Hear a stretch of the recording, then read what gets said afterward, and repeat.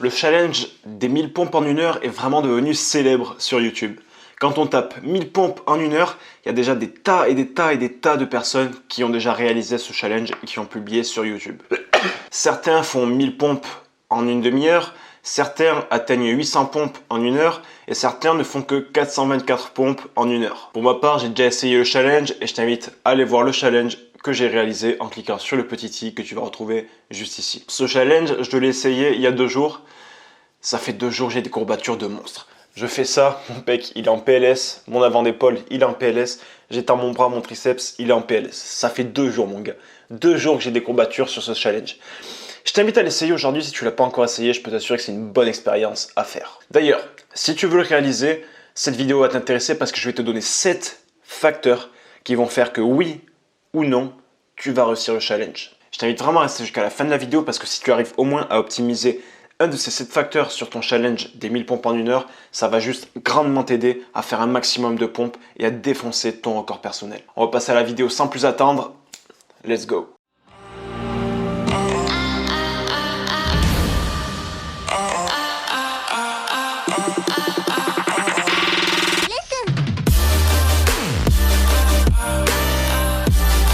La première chose dont je vais te parler, ce sont des connexions nerveuses, de l'habitude que tu as de réaliser des pompes.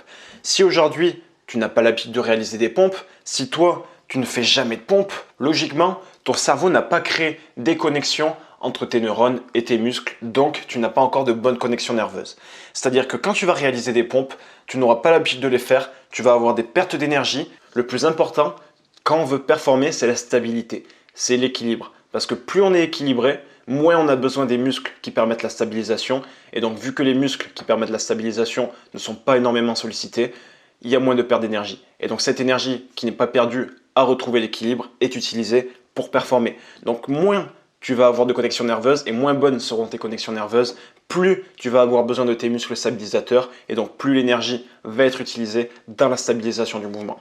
Donc ça, c'est déjà un premier facteur. Les connexions nerveuses. Plus tu vas avoir l'habitude de faire des pompes, plus le challenge va être facile. Bon, ça c'était logique, c'est le premier conseil. On commence par un truc assez simple, assez basique. Prends l'habitude de faire des pompes et le challenge sera automatiquement plus facile. Deuxième chose, ce sont les filières énergétiques. Plus tu as l'habitude de t'entraîner sur du lourd, plus tu as l'habitude de faire de l'hypertrophie, plus tu as l'habitude de faire de la musculation, de faire de la force, plus ce challenge va être difficile pour toi. Dans le sens où c'est un travail totalement opposé. Quand tu vas faire ce challenge, tu vas énormément congestionner. C'est une filière énergétique totalement différente de la filière énergétique que tu as l'habitude d'utiliser. D'habitude, quand tu fais de la musculation, tu es plus sur de l'anaérobie. Là, tu vas voir que l'aérobie va pas mal travailler. Donc si tu n'as pas l'habitude de faire du cardio, si tu n'as pas l'habitude de faire de l'endurance, si tu n'as pas l'habitude de faire des séries extrêmement longues sur tes pecs, sur tes triceps ou encore sur tes épaules, ce challenge va être plutôt dur pour toi. Le troisième conseil que je peux te donner, ça va être la gestion de ton énergie pendant le challenge. Pendant le challenge, il va falloir que tu te décides à faire des pompes au bout d'un moment.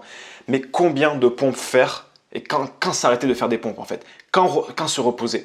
Quand tu vas faire des pompes, tu vas voir, tu auras envie d'en donner le maximum dès le début. Tu auras envie de faire le maximum, de prendre un minimum de temps de repos et de reprendre le maximum. Mais le problème, c'est que si tu vas à l'échec dès le début de tes premières pompes, si tu vas à l'échec dès le début de ton heure de challenge, tu vas vite te cramer. Ta récupération va devoir être monstrueuse et tu vas tout simplement chuter en termes de performance. Alors que si tu commences à mieux gérer ton énergie, si tu es capable de faire 15 pompes mais que tu n'en fais que 5 par exemple, tu ne vas pas te cramer de cette façon. Et en faisant 5 pompes par 5 pompes par 5 pompes ou 10 pompes par 10 pompes par 10 pompes, tu ne vas pas te cramer.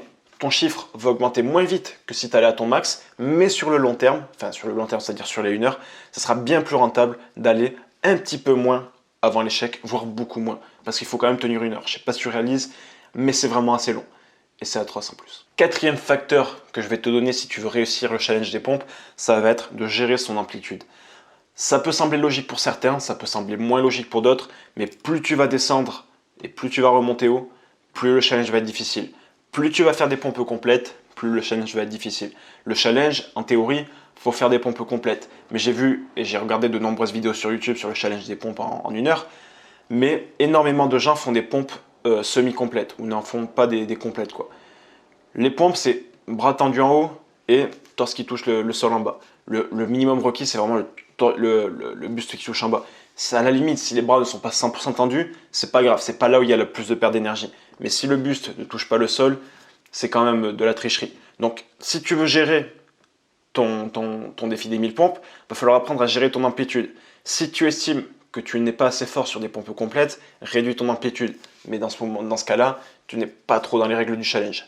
À toi de voir si tu veux respecter le challenge et de faire des pompes complètes, ou si tu veux essayer de performer un maximum et de taper les 1000 pompes en 1 heure avec des amplitudes plus courtes. Cinquième facteur dont je vais te parler, bon, je vais pas insister dessus, mais c'est ton poids.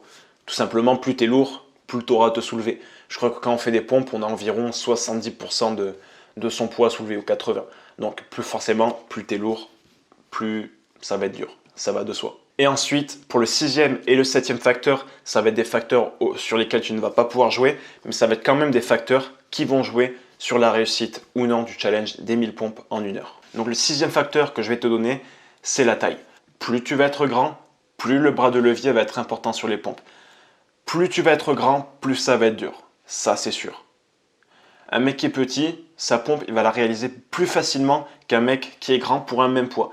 Si tu prends un mec de 1m60 qui fait 90 kg et un mec de 1m90 qui fait 90 kg, le mec de 1m90, même s'il fait le même poids, va galérer bien plus parce que son bras de levier est supérieur. Si tu ne sais pas ce que c'est qu'un bras de levier, ne t'embête pas, je ne vais pas t'expliquer ça dans cette vidéo, mais si tu veux, je t'en ferai une vidéo future. Donc n'hésite pas à me le dire en commentaire. Et pour ce qui est du 7e facteur qui influence sur ta réussite ou non du challenge des 1000 pompes en 1 heure, c'est la longueur de tes bras et la longueur de tes avant-bras. Donc l'avant-bras, plus il va être long, plus ton amplitude va devoir être grande pour avoir une amplitude complète. Un mec qui a des avant-bras super courts, s'il veut être en amplitude complète, il aura une petite trajectoire comparée à un mec qui a des avant-bras longs. Je te laisse imaginer la chose, je te laisse imaginer un mec avec des tout petits avant-bras faire des pompes et tu vas voir qu'en fait, il a quasiment zéro amplitude à faire. Et deuxième chose, ça va être la longueur de tes bras. Du coup, la partie qu'il y a ici, sous cette partie-là. Plus ton bras va être long, encore une fois, plus le bras de levier va être important. Donc un mec qui a des bras longs, qui fait 90 kg, et un mec qui a des bras courts et qui fait 90 kg, c'est pas du tout la même chose. Le mec qui a des bras longs, il va beaucoup plus en chier parce que le bras de levier est plus important. Et plus le bras de levier est important, plus la charge est lourde. Bon, je vais t'expliquer rapidement ce que c'est le bras de levier. En gros, si tu prends un poids et que tu le tiens à bout de bras, ça va être beaucoup plus facile que si tu le tiens ici avec le bras plié. C'est tout simple. Ici, c'est dur. Ici, c'est plus facile. Pourquoi? Parce que la charge est éloignée, en gros, de l'articulation, si tu vois ce que je veux dire. Bon, on va dire que tout ça, c'est mon bras. Ben, tout ça, ça sera son bras de levier, tu vois. Et la charge sera forcément beaucoup plus lourde. Alors que le mec qui a un bras qui s'arrête ici comme moi, la charge sera 2 fois moins loin que le mec qui a un bras long, pardon, et forcément la charge sera plus légère. Donc le 7e facteur, c'est la longueur de tes bras et la longueur de tes avant-bras. Et plus tu as des bras courts et plus tu as des avant-bras courts, plus ça va être compliqué. Donc si je devais résumer rapidement les 7 facteurs, le premier facteur, ce sont les connexions nerveuses. Plus tu as l'habitude de faire des pompes, plus c'est facile. Le deuxième, c'est l'habitude de ton entraînement. Plus tu as l'habitude de faire de la musculation avec des charges lourdes et des charges intensives, plus ça va être compliqué pour toi de faire un challenge qui demande de l'endurance. Un troisième facteur, c'est gérer son énergie. Il va falloir que tu t'habitues à ne pas aller à l'échec, surtout au début. Surtout au début de l'heure, c'est vraiment très important.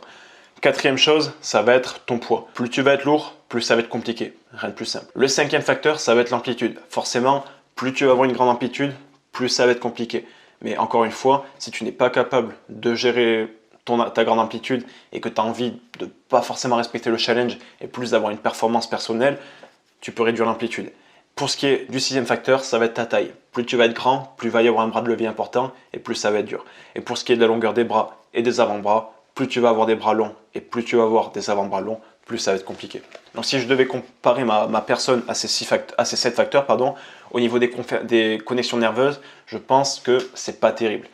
Je fais très peu de pompes. Honnêtement, avant de faire ce défi, j'avais dû faire 7 ou 8 séances au poids du corps.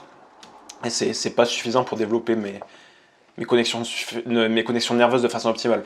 Après, pour ce qui est du training habituel, j'ai pas du tout l'habitude de m'entraîner en endurance, mais surtout pas. Je fais que de la musculation, je fais que de la force, je fais que de l'hypertrophie. Franchement, l'endurance, c'est pas du tout mon point fort. Pour ce qui est du facteur numéro 3, gérer son énergie, j'ai commencé... Bon, au pire, je te laisse aller voir par toi-même la vidéo. De toute façon, le petit i s'affichait tout à l'heure. Tu peux encore cliquer en faisant bouger la souris. Tu vas voir le petit i, tu cliques dessus et tu peux aller voir la vidéo. Au début, j'ai plutôt bien géré mon énergie, je suis allé en série de 5 pompes. Il y a des fois où je faisais un petit peu le con et j'allais à l'échec. Franchement, c'est pas du tout ce qu'il y a à faire. Ça me cramait, ça me faisait perdre énormément d'énergie juste pour gagner une répétition et c'est pas du tout rentable. Pour ce qui est de l'amplitude, dans mon cas, j'ai essayé de la faire au maximum à chaque fois. J'ai essayé de faire la plus grande amplitude possible à chaque fois, c'est-à-dire bras tendus et buste au sol. Honnêtement, j'ai pas trop fait gaffe à voir les bras tendus en regardant la vidéo. Je vois que je les ai pas toujours, mais j'ai fait attention à chaque fois à toucher le sol avec mon buste. Ensuite, pour ce qui est du poids, je fais 86 kg, 86 kg et demi. Tu peux aller voir ça sur mon Instagram, le lien est dans la description. Pour ce qui est de ma taille, je fais 1m85. Et pour ce qui est de la longueur de mes bras et de mes avant-bras, je trouve que j'ai des avant-bras assez longs. Et au niveau des bras, je trouve que j'ai des bras assez courts. Donc voilà. Je ne vais pas dire que je suis avantagé ou désavantagé. Tout ça, c'est des excuses, je pense. Mais voilà, je t'ai donné mes valeurs, je t'ai donné les facteurs qui influencent. Maintenant, t'en fais ce que tu veux et je te souhaite un bon courage pour le challenge des 1000 pompes en 1 heure. Si tu veux aller plus loin, si tu veux télécharger un programme anti-skinny fat pour justement passer de skinny fat à un corps plus esthétique, je t'invite à télécharger gratuitement ce programme dans la description. C'est le tout premier lien, tu cliques dessus et en un seul clic, tu peux accéder au programme qui est ultra complet. Je te donne 2 séances type sur 3 séances par semaine. À côté de ça, je te donne une fiche détail avec l'exécution de tous les exercices. Je te laisse aller voir par toi-même, de toute façon c'est gratuit, je te laisse aller voir de quoi je parle. Donc voilà, cette petite vidéo est terminée, j'espère vraiment qu'elle t'aura plu. Si elle t'a plu, n'hésite pas à la partager, ça m'aiderait à développer cette chaîne. On va se retrouver donc demain pour une nouvelle vidéo. C'était Théo, ciao ciao mec.